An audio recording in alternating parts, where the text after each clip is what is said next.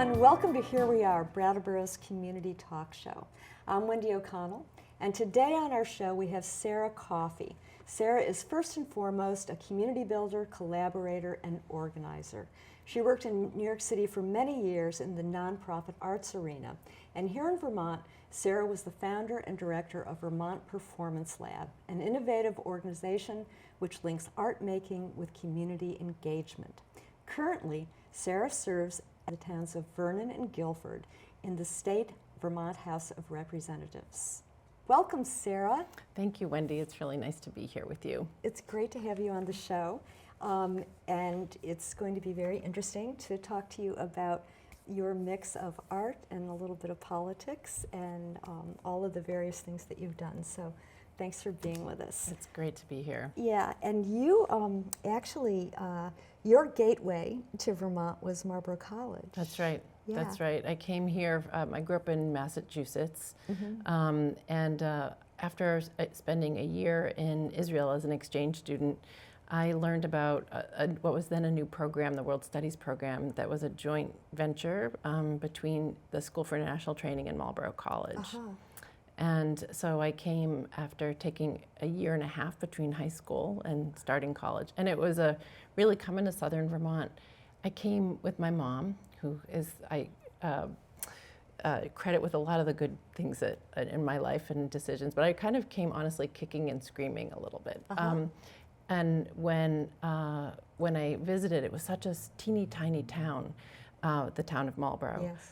But what then transpired was pretty amazing. And I feel like the student-centered learning, the intimate and access to faculty that we had there at Marlborough College, and then it really kind of transformed my life and my worldview, both because I got to have a pretty international education. I focused on anthropology and dance, and we can maybe talk a little bit more about that, but also I really got to see how a small college used town meeting as a form of governance, and that really taught me a lot about Vermont and Vermonters, and so it really was a formative part of my life. Yeah, it sounds like it. And being at Marlborough College, how did they use the town meeting template? Sure. So we know town meeting as being an annual event in our communities, but at Marlborough it was every other week event, and so it really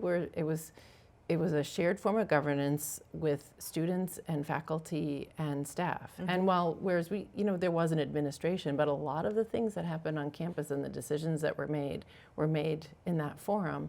And it was pretty powerful to be, on the same footing as the college president when it came to voting and implementing things. And what we found was that it was these were community decisions. And because they were community decisions, people, I learned how to debate in a civil way, in a civil and respectful way, and how we can have differences of opinion, but we can still live in community together. Right.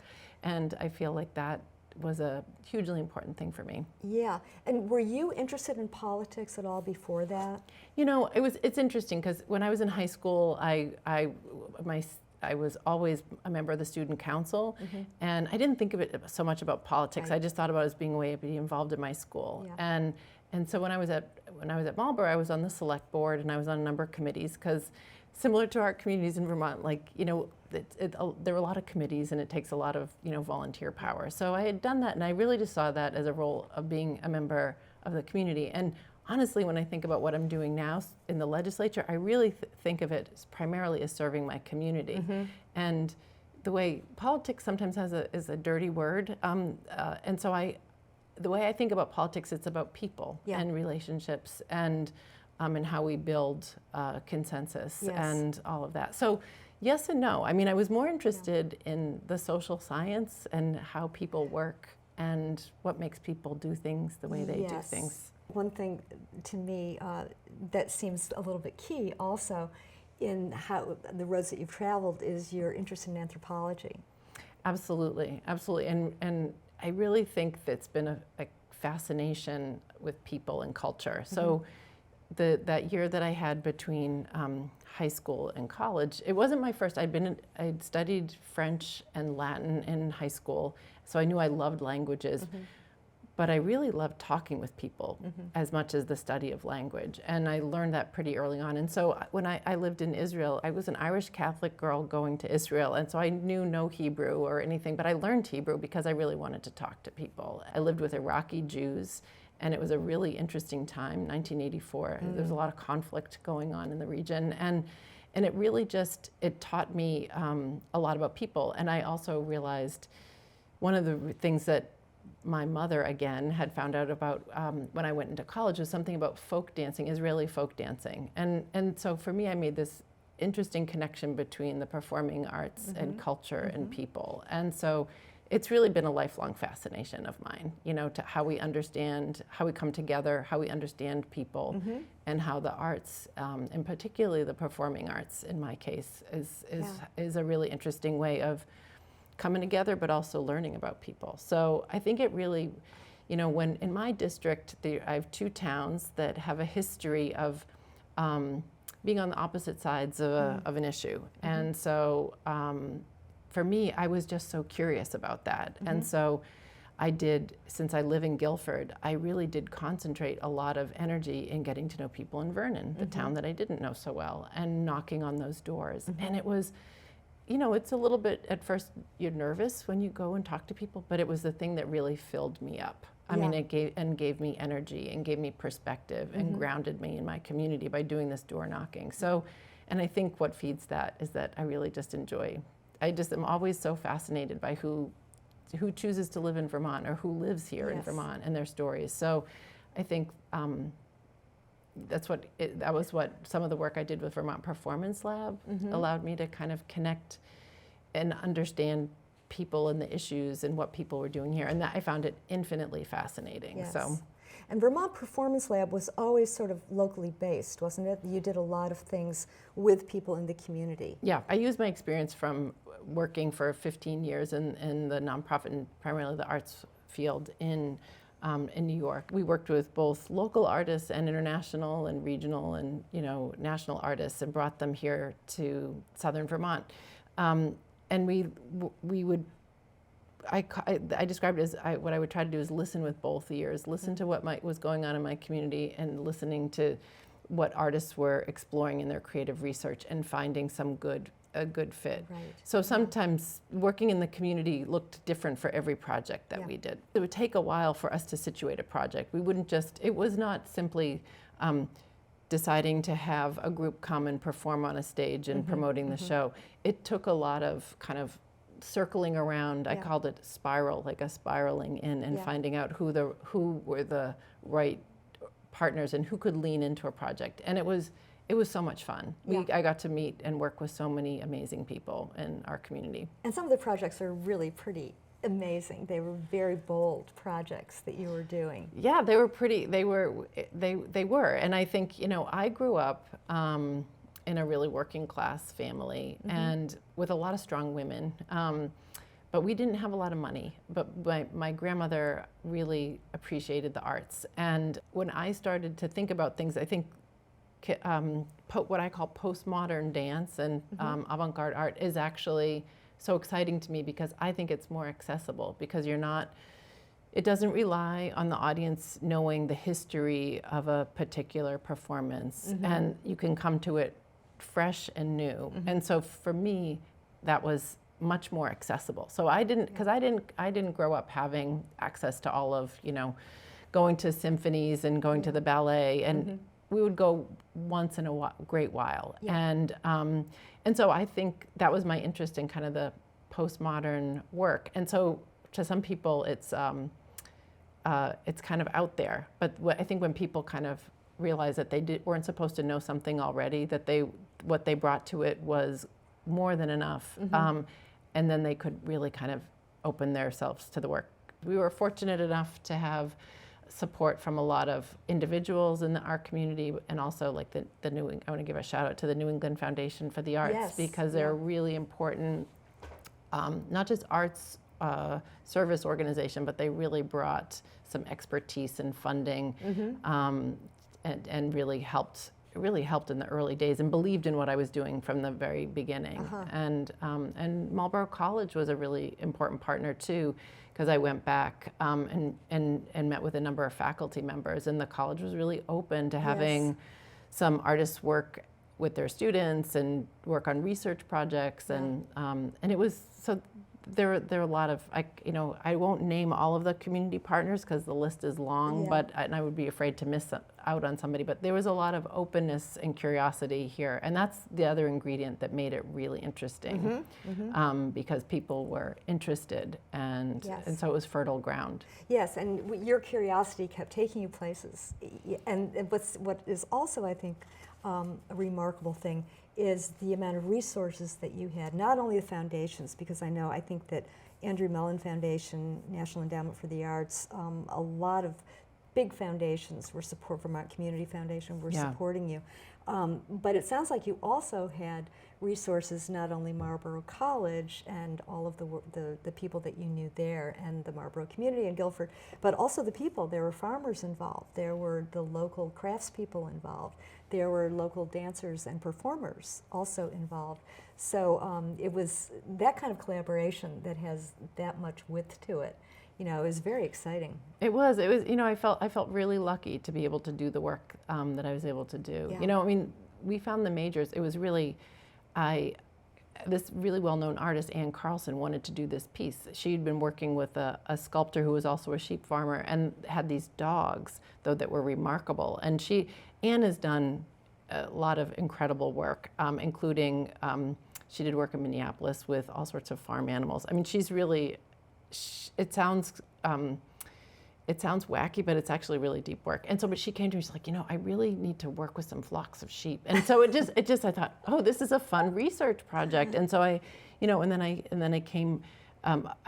found some people who could introduce me to the majors. And what I loved about it is that they didn't think I was crazy, because they kind of had some intuitive, they understood where she was coming from. And they were really, there was a lot of generosity that was given to me personally, but also to these artists, and it was just really fun. It was just a lot of fun, and I think, it's like anything.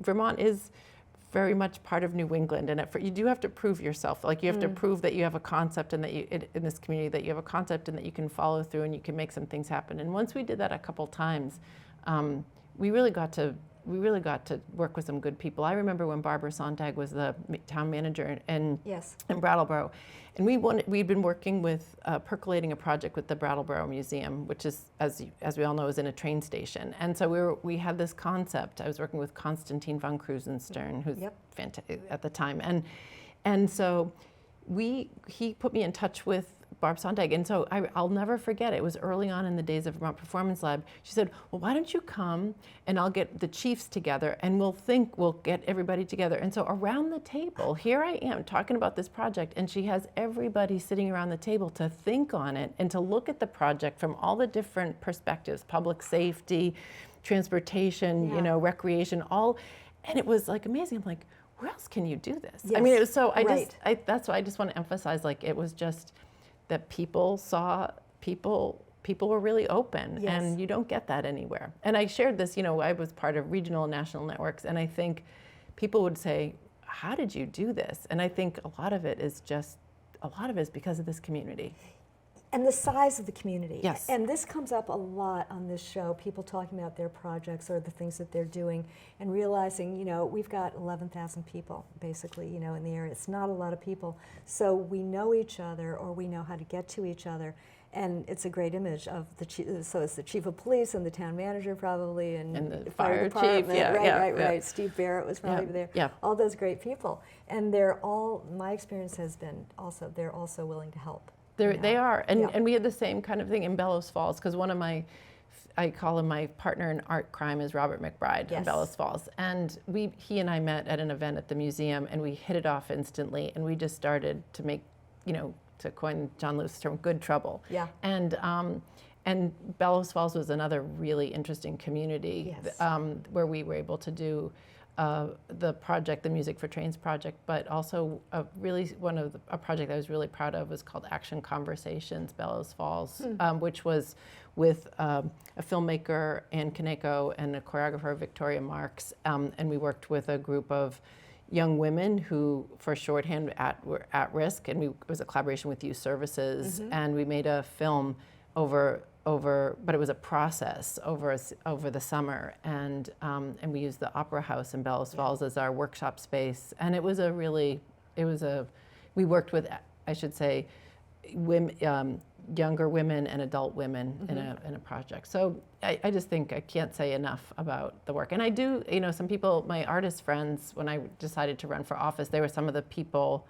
Well, my artist community, they were some of the people who were most supportive, were really excited that I was running, but now they say, do you miss it? And I think sometimes I do miss it, but I also think that it's serving in the Vermont House, in the legislature, it's very performative, I would say, and I think it continues to fascinate me.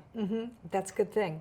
Yeah, no, it's really great. I mean, it's really great, and it's not unrelated, and I found that a lot of the skills that I had to develop as a producer are really very useful skills to have in the State House, because I think I come at things as a collaborator and building relationships and finding common ground and really understanding people where they're coming from is really is helpful, and it's also makes the work really enjoyable too. Yes, and you're listening all the time. That's another piece of this, right? Listening and having your ear out. In Guilford, one of the projects that I continue to be involved in is the creation of a community center, working with our Grange and creating this Broadbrook Community Center, and it's working with different people and making it a space that a number of organizations, we have partnerships there, and kind of doing what some people think was probably the impossible, which, taking a challenging project and making it possible, and it's not me alone by any stretch, it's because it's the strength of our communities. Right, which has to be powered by the individual people who have to have either a stake in it, or some kind of an interest, or, family, whatever it is. Yeah, and in Guilford, it's like, families that are many generations and new people who have come into town and finding and really articulating, holding on to many of the traditions while also what the language we use is like reanimating the building and making it more open and accessible. I think, that's very local, but that's also our work in the State House too. Can you give us a little encapsulation of what your job is like? Because I think we have these ideas of our state reps, and they have these part-time jobs. We don't really know when they're there. We don't really know what that entails. But you're living down here in Guilford. You're going to Montpelier. So what's your job like, Sarah? It was a surprise to me, too. It's a citizen legislature, right? And what that means is that it's citizens serving in our state government and in the legislature. And so it's a 18-week session that begins in early January. It's usually we wrap up by right before Memorial Day. Lord willing. Yeah. With the pandemic, it was quite different because we added 13 weeks to our 18-week session. I don't know if people realize that, so we almost doubled it. And so my week is, I actually love it that I live far enough away that I get to stay up in Montpelier because I feel really immersed. So I drive up. I usually get up I leave my house by 6:30 on Tuesday morning and arrive in time to have meetings before we go onto the House floor at 9:30 on Tuesday morning. And so it's a rhythm. There's a rhythm to it. Yeah. Our main work in the House we serve on one committee. In the Senate, the senators serve on two committees. And so we do the deeper dive, whereas our senators have the 30,000-foot view. Yeah. And the two combined, I think, makes for a beautiful policy making. And so we're there. I'm usually at the State House by 7:30 in the morning, and we are in committee until about 4:35, and then there's usually something in the evening, whether it be meetings or caucuses or meeting with advocates or finding out what went on for the day.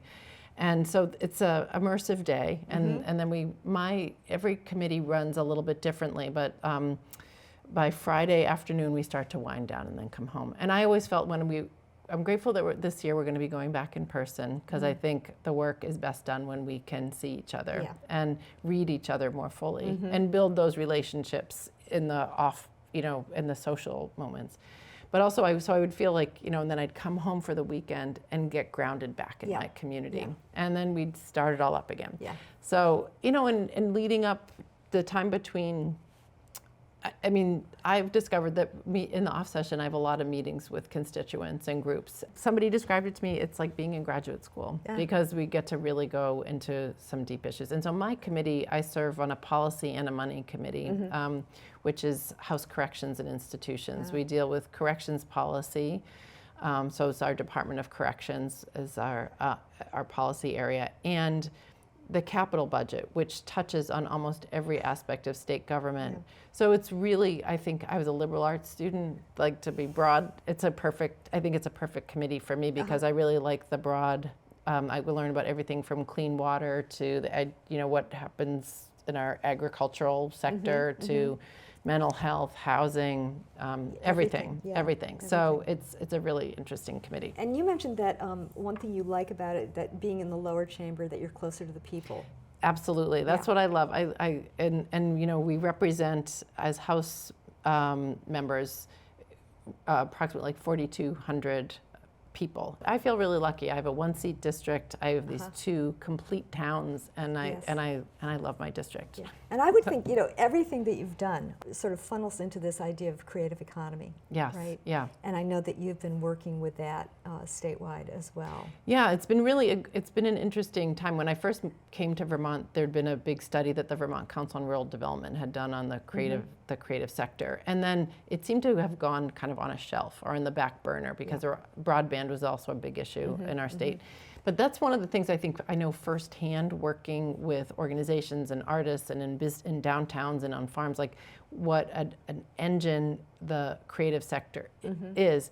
And one of the things that I feel really terrific about is the way that we've been able to bring greater visibility to that work through more coordinated work. And I have a few colleagues in the House who also do this work, and in the Senate, actually. So Representative John Kalaki, he represents South Burlington, and he and I entered at the same time. He was the executive director of the Flynn in Burlington, and while I ran Vermont Performance Lab, and we would often say we anchored the state, like we're the anchors of the state. There are a lot of great organizations, but just geographically, And so when we came together, we were able to do some good work, and we have a lot of folks in our delegation who get the arts and support the arts. But it was pretty exciting. We last session I was a lead sponsor in a bill called Better Places, which was supporting creative placemaking, which put at the end, I think it was $1.5 million into creative placemaking projects, which is a program that came out of a collaboration between the Vermont Arts Council, the Agency of Commerce and Community Development, and a number of other folks. And we were able to, when the pandemic hit, we were able to get $5 million for the cultural sector to help. It's my experiences when I was running Vermont Performance Lab, I would go down to Washington, D.C. for Arts Advocacy Day.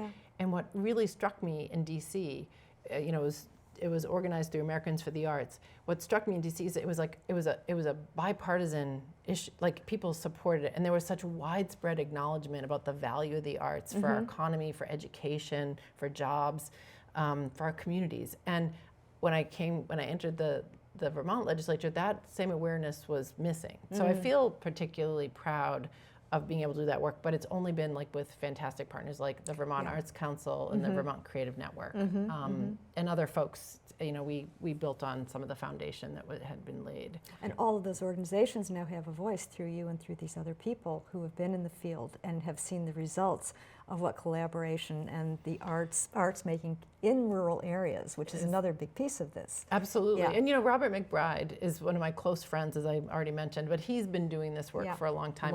And so he's been an important partner, and I really feel like I stand on his shoulders, because he brought housing, in downtown revitalization and the arts together, getting people around the table. He's done an amazing job. Also, you talk about all of these various things that you're sort of weaving together. And you're a weaver.